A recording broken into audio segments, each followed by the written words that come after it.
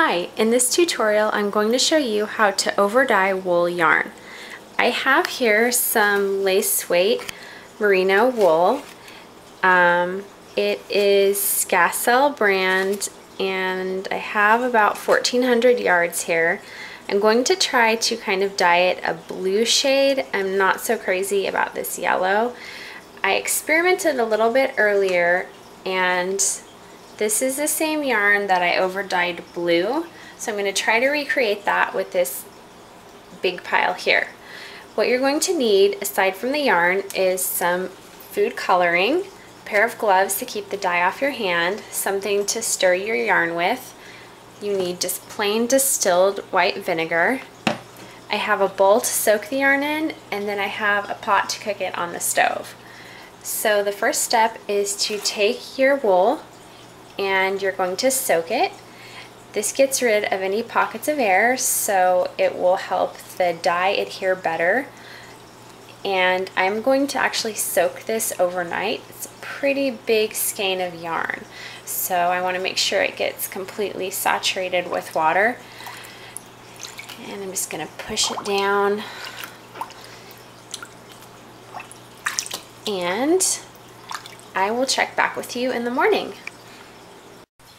The yarn has been soaking overnight, so now I'm going to get the dye bath ready.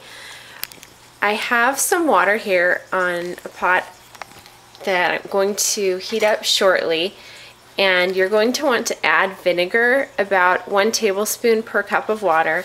I've actually already done this because I'm reusing a dye bath from another project, so this is water that it already has vinegar added to it.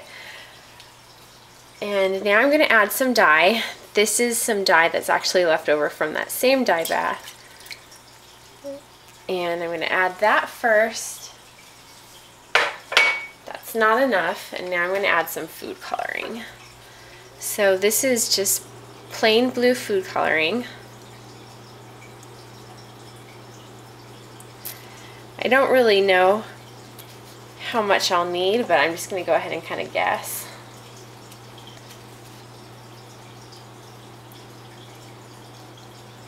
I want a nice dark saturated color, so I'm trying to use quite a bit. I'm going to go ahead and stir that.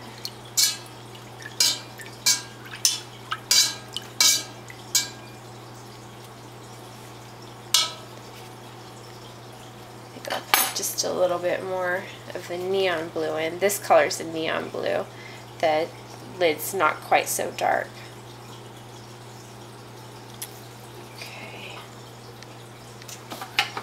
Stir that.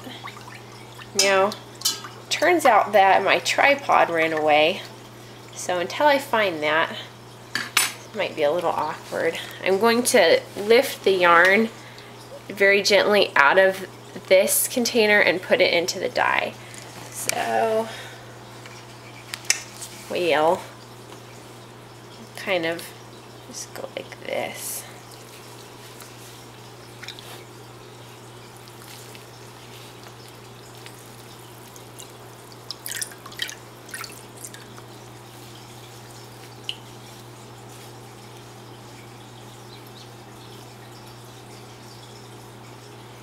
And you can kind of see that yellow that I don't particularly care for so much is starting to kind of turn green, but the dye hasn't fully absorbed yet, so if I squeeze, it becomes yellow again and only turns blue in the dye bath. Okay, now I'm going to get the stove going, and we're going to bring this to a simmer, a light simmer, not a full boil. If I boil this yarn, I risk felting it because this is not a superwash yarn. It's just pure wool lace. I do not want to felt this, so you have to watch very carefully, make sure the yarn does not boil. And I'm going to let it simmer for about 20 minutes, maybe 30, and then we'll see how much dye has been absorbed. I wanted to show you what a simmer looks like. This is just starting to reach a simmer.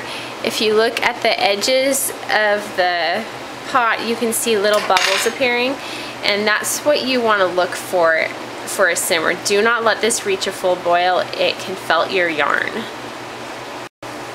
Okay, the yarn has been, it's simmered for 20 minutes. I've turned the heat off now because you can see that the dye bath is pretty much clear. So I'm going to let the yarn cool and then we'll come back and rinse it. The yarn has been sitting for a while and it's cool. I can touch it without burning my hands. It's kind of lukewarm right now. And the dye has completely been absorbed.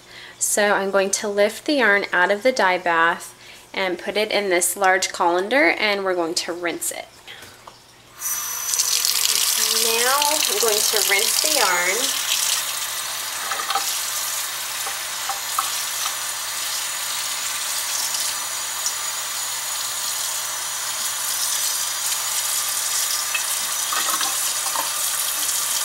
And the water coming off here is pretty clear. I don't see any color at all in there.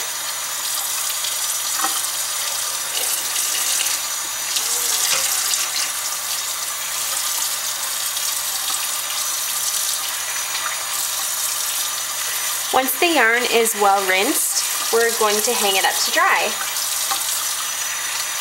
So, press the rest of the water out of the yarn.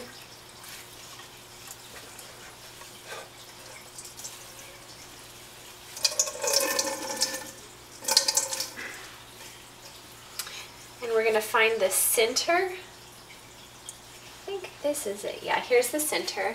And I'm just going to hang it outside in the shade to dry.